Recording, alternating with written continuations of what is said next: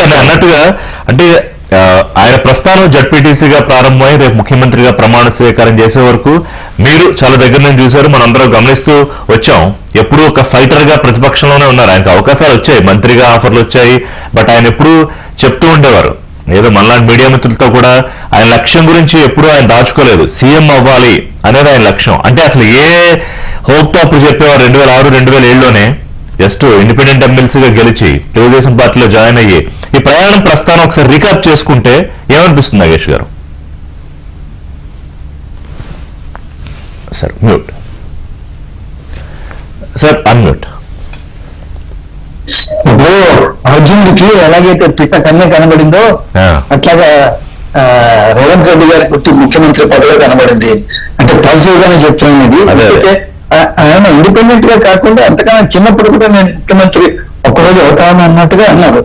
So ఆయన ఏంటంటే 6 సంవత్సరాలు కాంగ్రెస్ లో చేరి సిద్ధరామయ్య లాగా 6 సంవత్సరాలు సిద్ధరామయ్య కూడా ఇట్లాగే జేడీఎస్ లో ఉన్నారు. ఆయన ముఖ్యమంత్రి అయిపోయారు. ఆయన అయితే రెండోసారి కూడా ముఖ్యమంత్రి చేస్తున్నారు.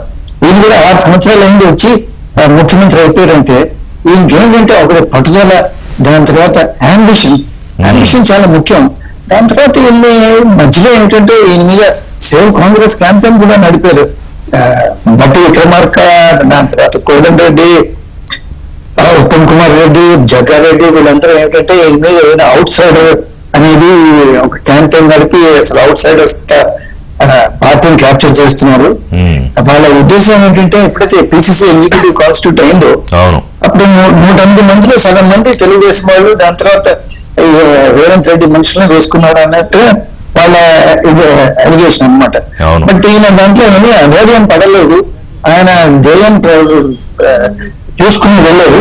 బట్ చాలా మటుకు క్రెడిట్ ఏంటంటే ఒక ఇంత అగ్రెసివ్ గా వెళ్ళడం అనేది, ఇంత ఎనర్జెటిక్ గా వెళ్ళడం అనేది అదే కారణం కాంగ్రెస్ పార్టీకి గెలవడం అనేది. లేకపోతే వేరే పిసిసి అధ్యక్షులు ఉన్నారనుకోండి, ఏదో సంసార పక్షంగా ఆయన క్యాంపెయిన్ చేసుకుని పార్టీ లీడర్స్ అందరూ తిప్పి అయ్యేది. కానీ మనం చూసాం కదా 2014లో ఎట్లా జరిగింది, పొన్నాల లక్ష్మి ఉన్నప్పుడు, 2018లో ఉత్తమ్ కుమార్ రెడ్డి ఉన్నప్పుడు కూడా మనం చూసాం కదా నాగేష్ గారు.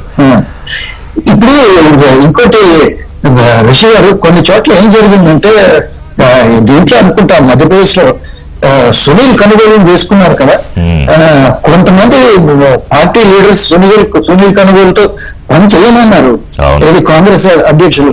ఇక్కడ మన దగ్గర ఏంటంటే ఆయనకి క్రెడిట్ చాలా మటుకు పోతుంది. ఎందుకంటే స్ట్రాటజీ అంతా ఆయన ఇచ్చాడు, కర్ణాటకలో ఆయనే స్ట్రాటజీ ఇచ్చాడు.